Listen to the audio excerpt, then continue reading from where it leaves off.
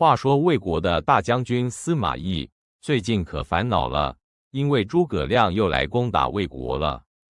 他在长安城里感觉处处受制，真是头疼啊。司马懿：这诸葛亮真是狡猾，每次都让我陷入困境，我该如何是好？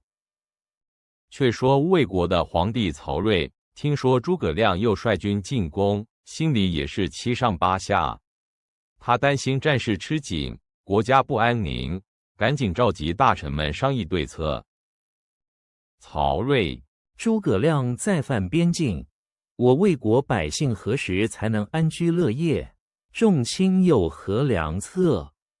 诸葛亮带兵来势汹汹，一开始进攻势如破竹，然而敌军守城顽强，攻势受阻。诸葛亮看着地图，开始思考新的妙计。诸葛亮：敌军虽顽强，但我军士气高昂，必能找到破敌之策。诸葛亮心想，光靠硬攻不行，得来点聪明的。他决定假装撤退，引诱司马懿的魏军追出来，好在半路上设下埋伏，来个瓮中捉鳖。诸葛亮：传我将令，大军假装败退，且战且走，引诱司马懿追击。没想到魏军真的看到蜀军撤退了，他们一路上看到蜀军留下的空营寨，心想是不是诸葛亮真的撤退了呢？心里嘀咕着，但又不敢大意。魏军士兵：奇怪了，蜀军怎么撤得这么快？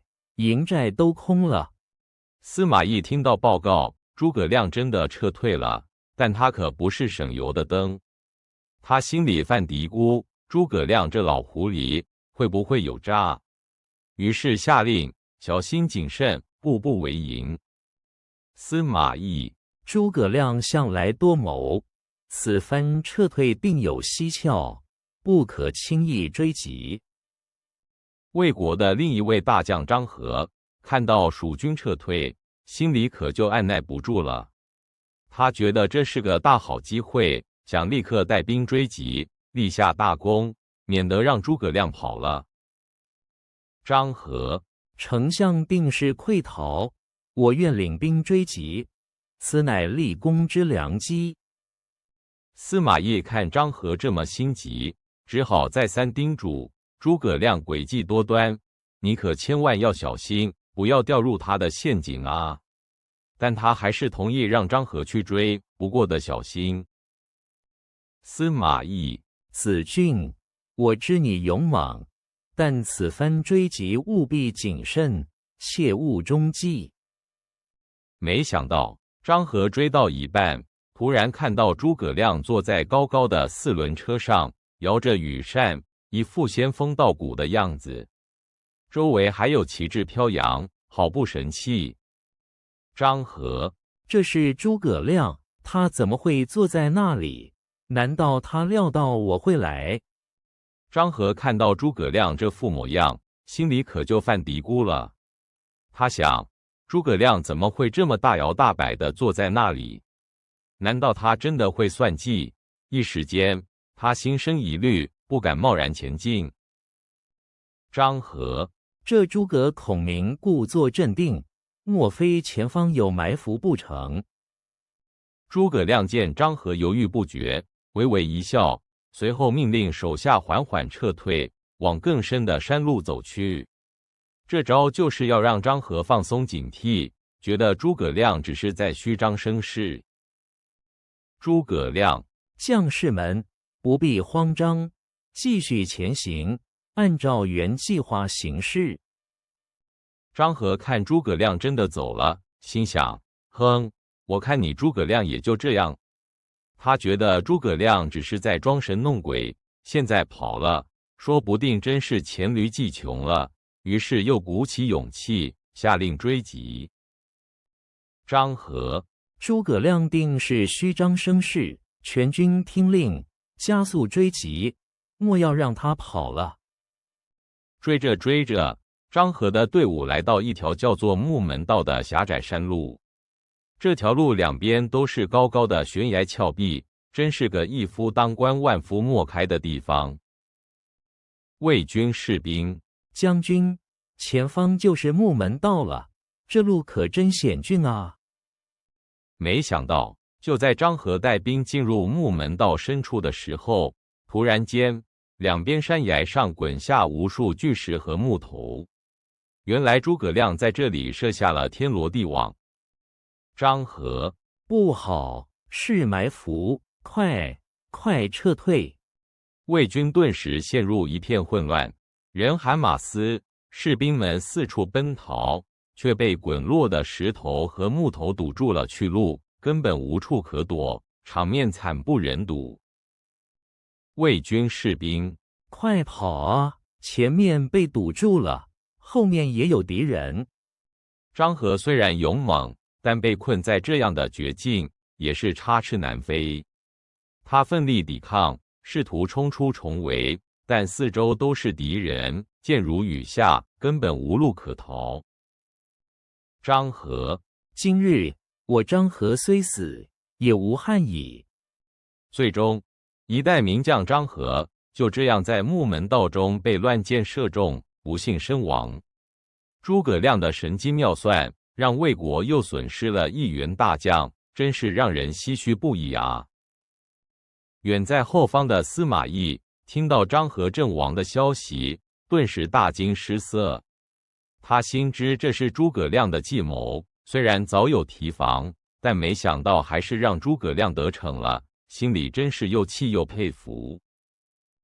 司马懿，诸葛亮啊，诸葛亮，你果然神机妙算，我还是小觑你了。而诸葛亮呢，他坐在帐中，看着传回来的捷报，脸上露出了胜利的微笑。他的计谋又一次成功，为蜀汉除去了一个大患，真是可喜可贺啊！诸葛亮，张合已除，北伐之路又少一阻碍，愿先帝在天之灵安息。就这样，诸葛亮用他那出神入化的智慧，再次让强敌吃了大亏。这个故事告诉我们，面对强敌，不只靠武力，更要靠脑子，真是精彩极了。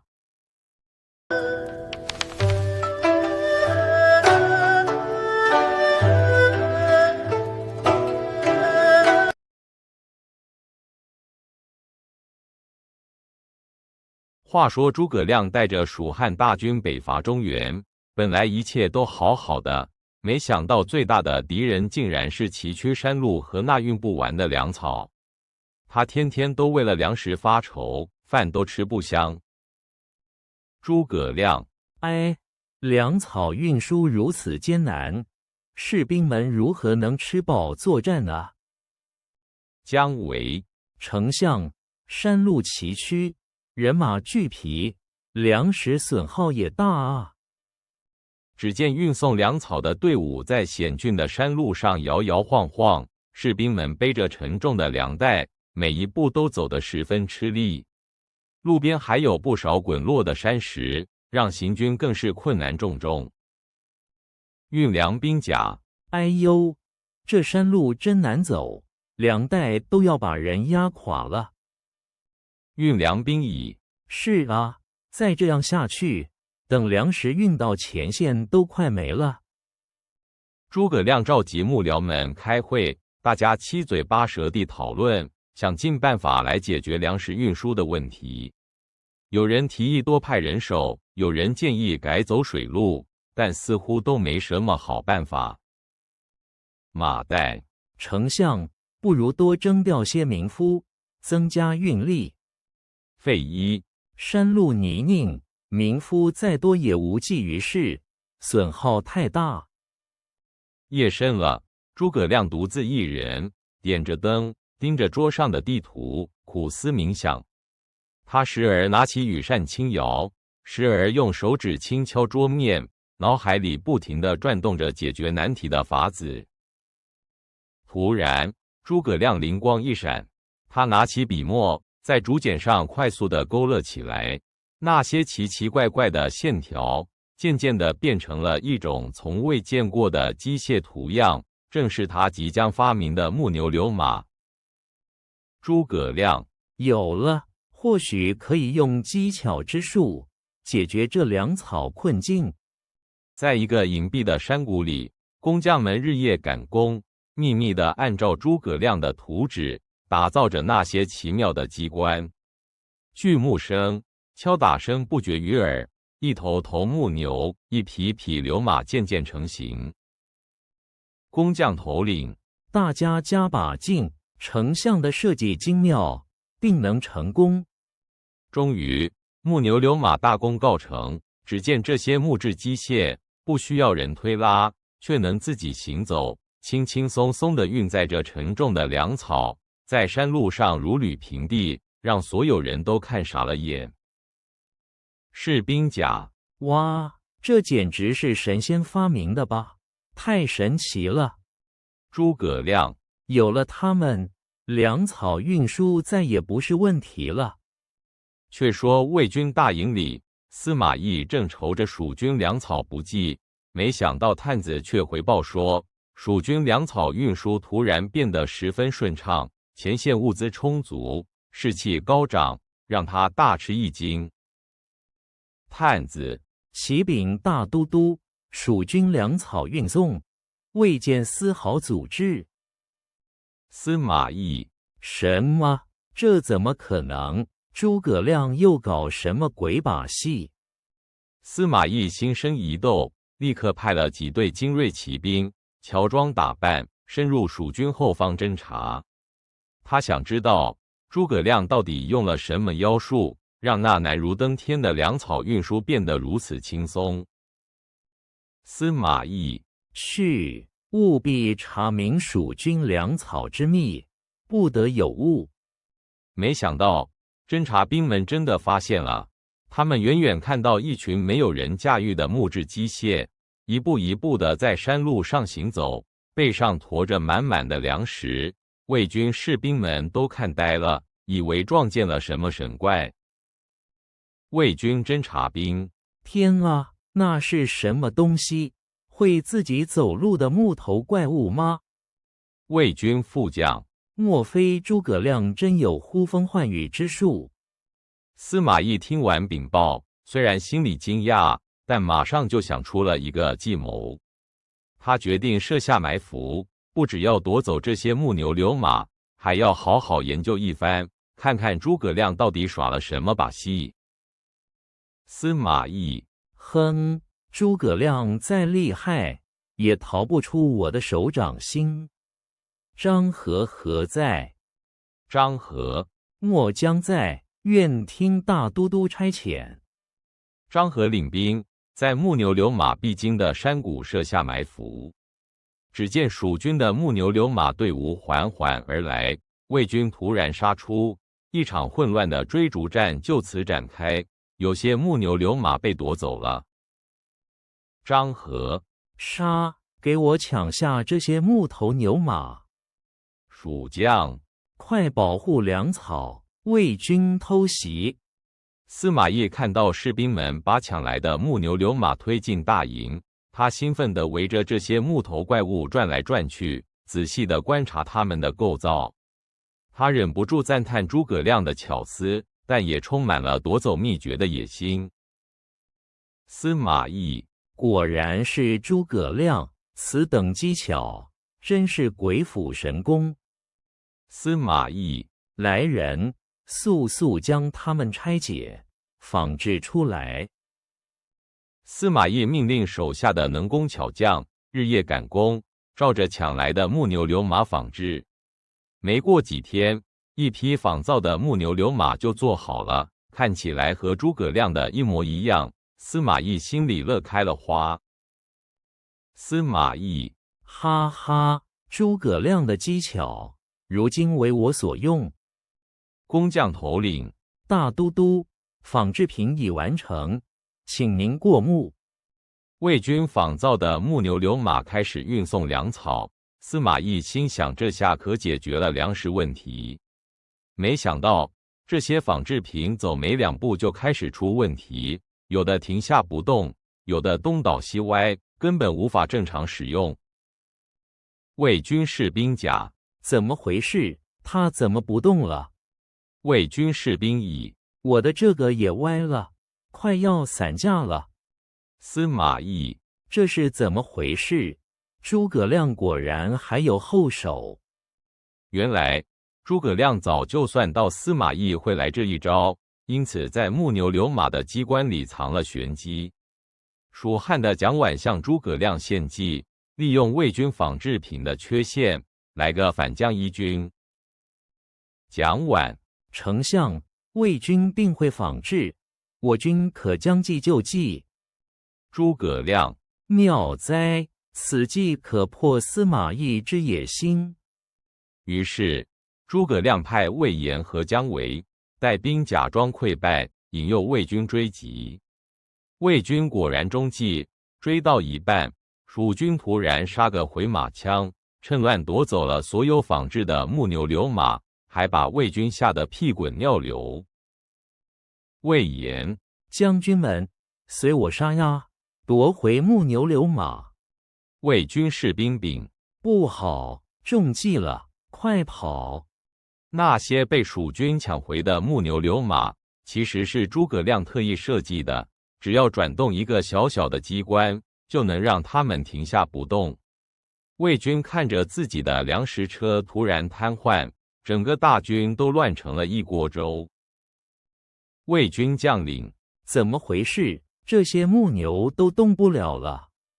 司马懿，诸葛亮，你这个老狐狸！张合见粮草被夺，心急如焚，率领残兵追击。没想到这也是诸葛亮设下的计策。张合一路追到木门道，却遭遇埋伏，被乱箭射中，一代名将就此殒命。张合，不，我不能就这样败了。诸葛亮，话外音，司马懿，你终究是斗不过我的。最终诸葛亮不仅夺回了自己的木牛流马，还成功击败了司马懿，解决了粮草运输的大难题。蜀军士气大振，继续着他们的北伐大业，而司马懿只能无奈退兵。诸葛亮，传令下去，全军将士整顿粮草，明日继续进军。蜀将，遵命。丞相神机妙算。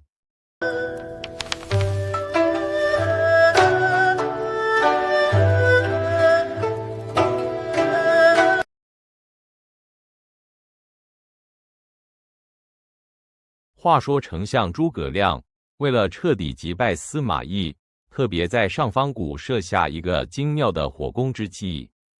他把部队都埋伏好，只等司马懿父子自投罗网，准备给他们一个大大的惊喜。诸葛亮，此计若成，司马懿父子必将葬身火海。姜维，丞相神机妙算，魏军定然中计。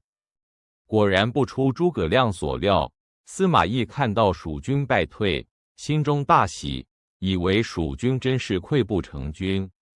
他带着儿子司马昭，兴冲冲地就追进了上方谷，完全没意识到自己已经踏入鬼门关。司马懿，哈哈哈！诸葛村夫，这次看你往哪跑！司马昭，父亲英明，蜀军并将全军覆没。只见魏军一进谷，两边山崖上立刻冒出无数蜀兵，他们用巨石堵住谷口，然后火箭、火药、滚木雷石一起往谷里扔。瞬间，谷中喊杀声震天，火光冲天。魏兵，糟了，我们中计了。蜀将，放火，烧光这些魏贼。上方谷立刻变成一片火海，烈焰冲上半空，浓烟滚滚，将整个山谷都笼罩住了。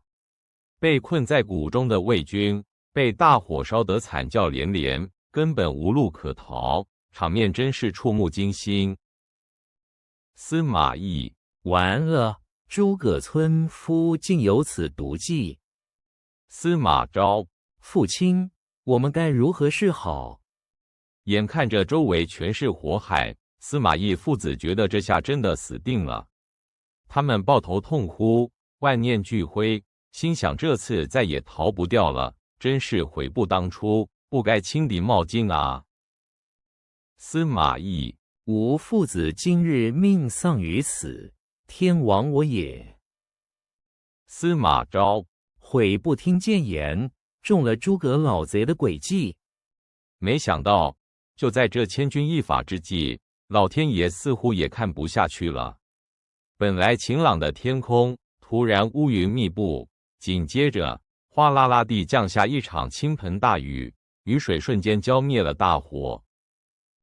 卫兵，下雨了，天助我也。司马懿，莫非天不亡我司马氏？大火被雨水扑灭后，司马懿父子简直不敢相信自己的眼睛。他们从鬼门关前捡回一条命，立刻抓住机会，趁着混乱，狼狈地杀出重围，逃出了上方谷。司马懿，快走，这是天赐的生机。司马昭，父亲，我们死里逃生了。而另一边，诸葛亮看到突如其来的大雨，瞬间明白了。他仰天长叹，一脸的懊恼和惋惜，感叹天意不助，煮熟的鸭子就这么飞了，真是功败垂成啊！诸葛亮，谋事在人，成事在天，非人力可为也。姜维，丞相不必过于自责，此乃天意。司马懿虽然死里逃生，但粮草消耗严重，无法长期作战。于是他心生一计，决定假装撤退，引诱蜀军来追，希望能反过来咬诸葛亮一口。司马懿，诸葛亮必以为吾兵疲粮尽，并来追击。司马昭，父亲妙计，并让蜀军吃个大亏。魏延和张苞看见魏军撤退，果然按耐不住，领兵追击。没想到司马懿早有埋伏，张苞为救身陷险境的魏延，不慎坠入深谷，伤势严重，令人心疼。魏延，不好，是埋伏，张苞快回来！张苞，魏将军小心，我来殿后。听到张苞坠谷受伤的消息，诸葛亮大为震惊，连忙赶去探望。当他看到张苞重伤不治，不禁悲从中来，痛哭失声，感叹蜀汉又失一员虎将。诸葛亮，吾儿张苞，竟也先我而去，痛哉！关兴，丞相节哀，张将军一路好走。张苞的死让诸葛亮病情雪上加霜，本来就身体不适，这下更是加重了。夜里，他仰望星空，观测天象，心中已经清楚自己的大限将至。诸葛亮，将心暗淡，吾命休矣。侍从，丞相保重，夜深路重，切勿着凉。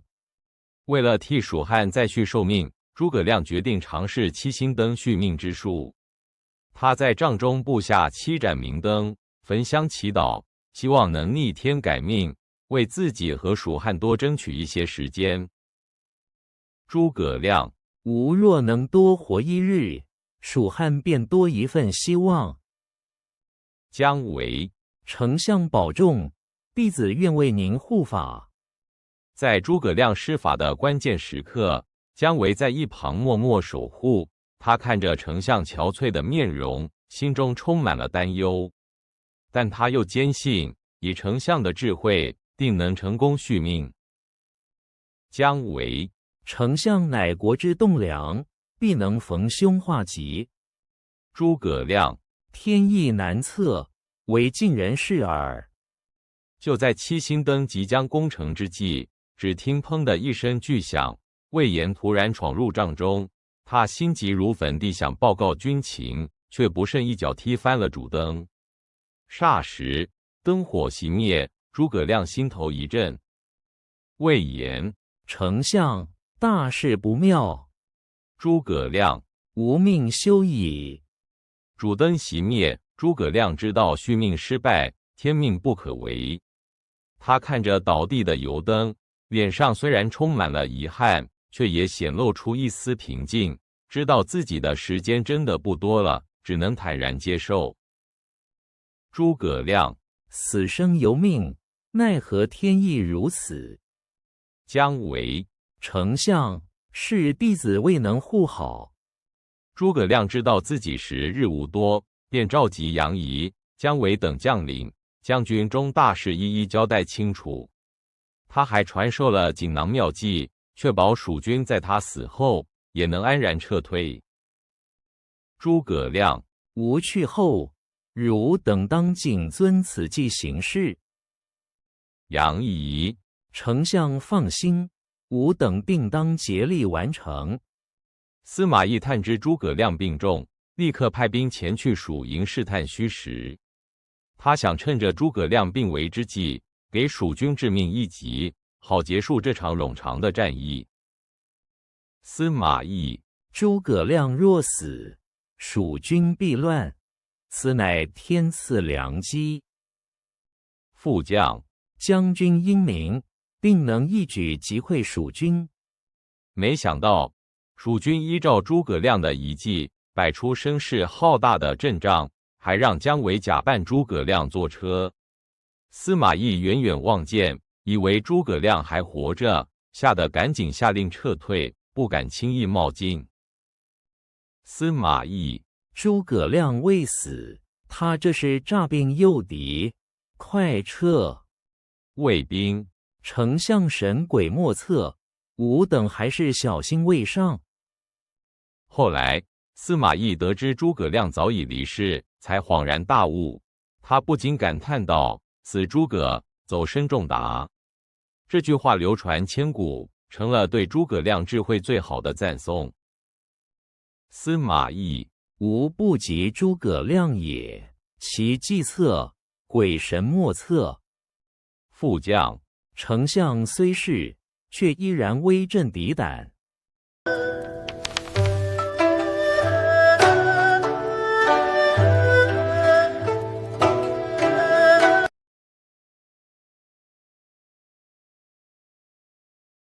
话说在五丈原，蜀汉丞相诸葛亮一直想趁机北伐，打败曹魏。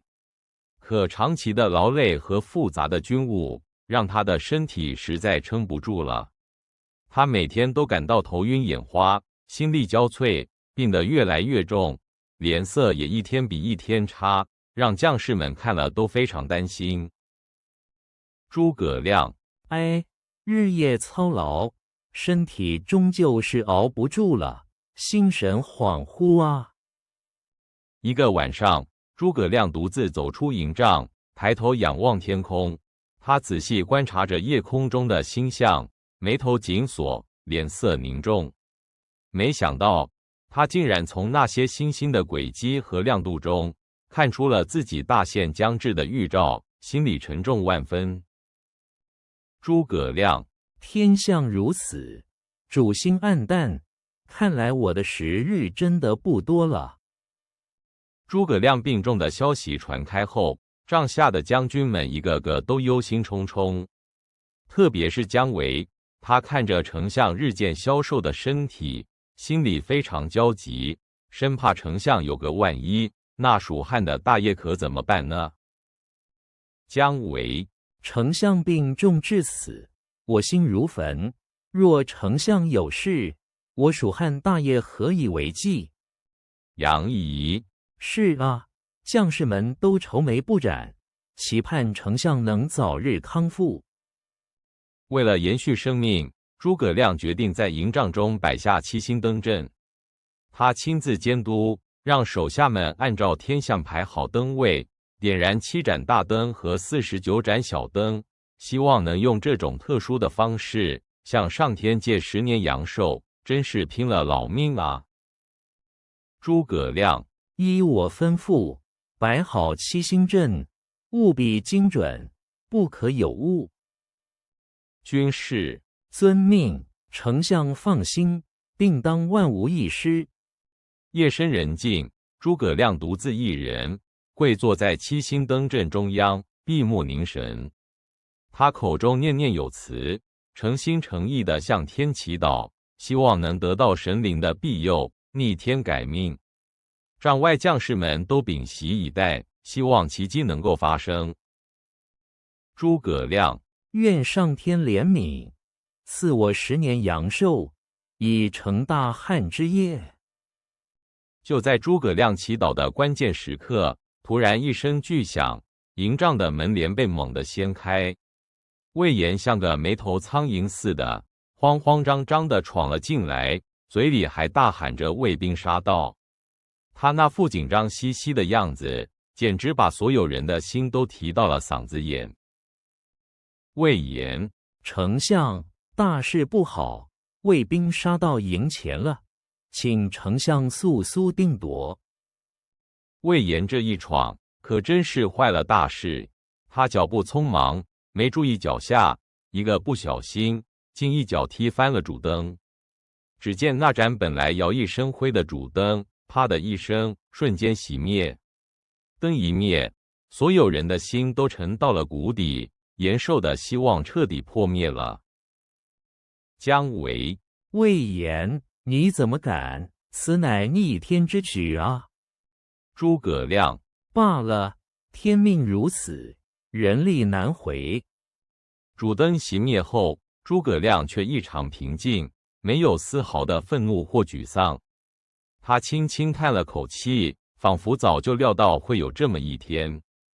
他对姜维说：“这是天意，不是人力能改变的。”那份看透生死的从容，让人看了既心疼又敬佩。诸葛亮，生死有命，富贵在天，我的寿数已尽，不必强求了。姜维，丞相，我等不愿如此。诸葛亮知道自己时日不多，立刻召集众将，开始安排后事。他详细规划了撤兵路线和应对策略，务必保证蜀军能安全撤退，不被魏军追上。即使病重，他依然是那个考虑周全、运筹帷幄的丞相。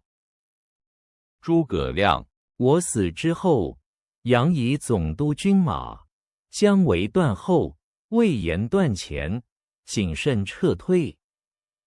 杨仪，丞相放心，我等定会遵从您的遗命。对于自己的葬礼，诸葛亮也做了特别的嘱咐。他不要奢华的墓葬，只希望能穿着平常的衣服，棺木简单的埋入地下。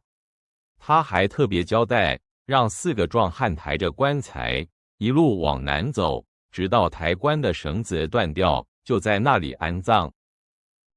诸葛亮，我逝世后，简单安葬，穿常服入殓，棺木用4人抬行，绳断为止。姜维，我等明白，并会按照丞相吩咐办理。交代完所有事情，诸葛亮长长的叹了一口气，眼神缓缓地闭上。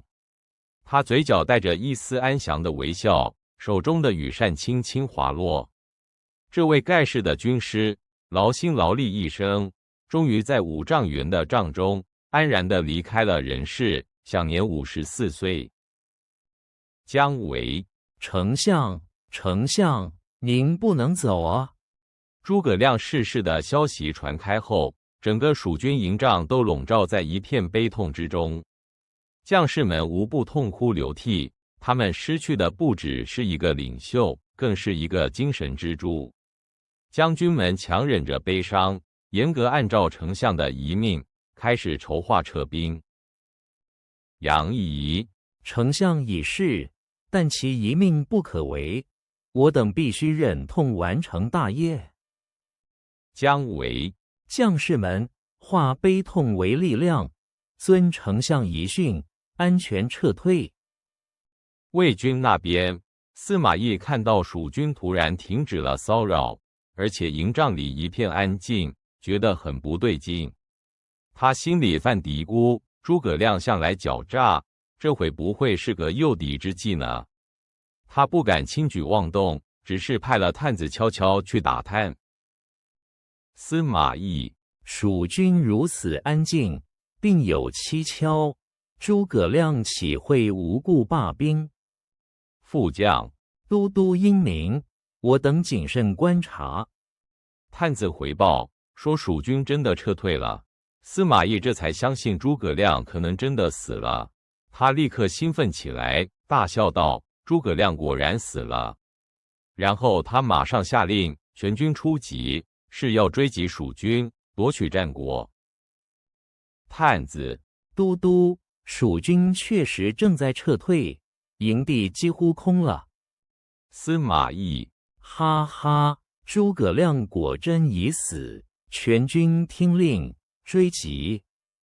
魏军一路追击，没想到却看到蜀军队伍中赫然出现了一辆小车，车上端坐着一个人，戴着冠巾，手持羽扇，活脱脱就是诸葛亮的模样。他悠闲地指挥着军队撤退，让司马懿看得目瞪口呆。司马懿，天啊，诸葛亮不是死了吗？这是怎么回事？副将，都督，这实在太诡异了。司马懿一看到那个诸葛亮，吓得魂飞魄散。他以为诸葛亮根本没死，是在装病引诱自己，顿时全身发抖，冷汗直流。他脑袋里一片空白，想都不想，转身就催马狂奔，连滚带爬地往回逃。司马懿，快跑！诸葛亮还活着，他是要设陷阱害我，快撤！卫兵，都督都跑了，我们也快逃啊！魏军见司马懿都吓得跑了，也顾不上什么军纪，全都乱作一团，拼命往回逃窜。他们像一群受惊的鸟儿，争先恐后，踩踏拥挤，整个队伍乱七八糟。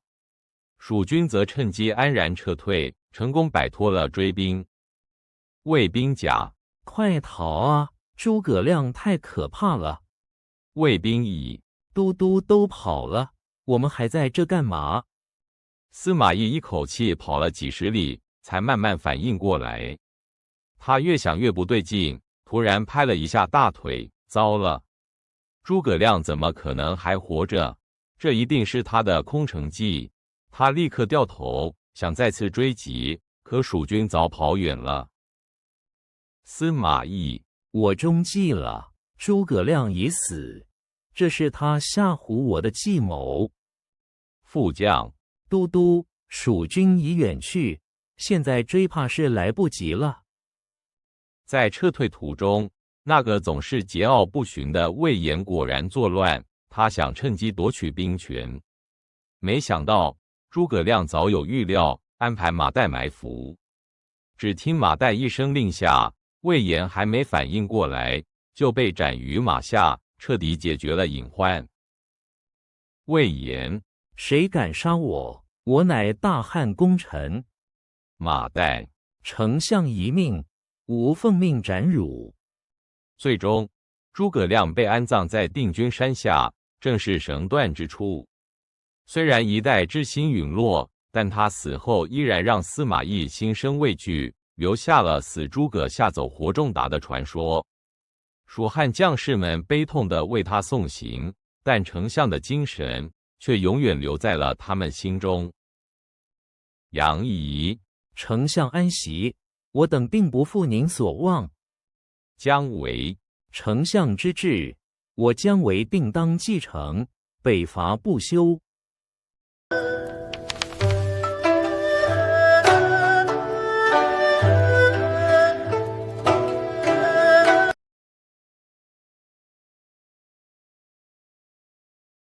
话说诸葛亮在五丈原和魏军对峙了很久，病况却越来越严重了。他身体一天不如一天，只能躺在床上，心里却还牵挂着蜀汉的未来。诸葛亮，天命难违，我时日不多了啊！虽然身体虚弱，诸葛亮还是撑着病体，赶紧写下了他最后的奏章，要给后主刘禅。这封信里，他交代了许多军国大事，还有他对蜀汉深深的担忧。诸葛亮，陛下啊，臣鞠躬尽瘁，死而后已，唯愿北伐成功。接着，他把杨仪叫到床前，悄悄地吩咐了撤兵的计策。他告诉杨仪，自己死后千万不能让魏军知道，要悄悄地、有条不紊地撤退。诸葛亮，我死后，杨仪你务必率军撤退，切记不可慌乱。杨仪，丞相放心，一定当谨记在心。诸葛亮甚至连自己的葬礼都安排好了。他交代杨仪，把自己埋在定军山，而且要挖一个深坑，不能有坟墓，也不能有任何祭品，要让敌人找不到他的墓。诸葛亮，我的目的要深埋于定军山，不立坟冢，不留痕迹。杨仪，丞相大志，宜明白。更绝的是，他还把马岱叫了过来，悄悄地给了他一道锦囊妙计。这个锦囊里藏着一个惊天秘密，是要对付军中一个重要人物的。诸葛亮，马岱，此锦囊你收好，切记我吩咐之时再打开。马岱，末将遵命，丞相保重。交代完所有事情后，诸葛亮静静地闭上了眼睛。这位伟大的丞相在五丈原上为蜀汉耗尽了最后一丝心力，与世长辞了。诸葛亮一去世，杨仪立刻按照他的吩咐，命令大军悄悄地准备撤退。夜幕降临，蜀军悄无声息地离开了营地，准备悄悄地回国。杨仪，各部听令，依照丞相遗计，悄然撤退。没想到大将魏延却非常不满意，他觉得自己才是继承诸葛亮的人选，应该让他带兵继续北伐，而不是撤退。他心里憋了一肚子火。魏延，哼，丞相一死，杨仪这文弱书生竟敢发号施令，岂有此理！气愤的魏延竟然带领自己的部队抢先一步跑去烧毁了栈道，把蜀军回国的路给堵死了。他这是要逼着全军跟他一起造反啊！魏延，断了归路，我看他们还能往哪儿跑？杨仪发现魏延竟然断了归路，又气又急，立刻派人去质问他。两边的将领和士兵们都剑拔弩张，气氛紧张到了极点。杨仪，魏延，你为何胆敢断我军归路？意欲何为？魏延，哼，要走自己走，我是不退的。魏延仗着自己武艺高强，又占据了有利地形，趾高气扬地站在那里，大声挑战：谁敢杀我魏延？那声音在山谷里回荡，真是嚣张到了极点。魏延，蜀军之中，谁敢杀我魏延？就在这时，人群中走出了一员大将，正是之前诸葛亮秘密交代过的马岱。他面无表情，一步一步地走向魏延，所有人都屏住了呼吸。马岱，我敢杀你！魏延刚喊完那句"谁敢杀我"，话音未落，马岱已经冲上前去，手起刀落，一刀就把魏延斩于马下。诸葛亮的锦囊妙计果然是神机妙算。马岱，受死吧，叛逆魏延！与此同时，远在魏营的司马懿也听说了诸葛亮去世的消息。他一开始不相信，觉得是诸葛亮的诡计，但经过确认后，他立刻决定追击蜀军，要趁机消灭他们。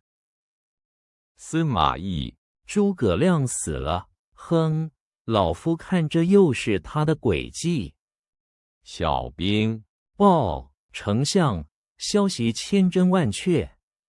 司马懿亲自率领大军，浩浩荡荡地追赶蜀军。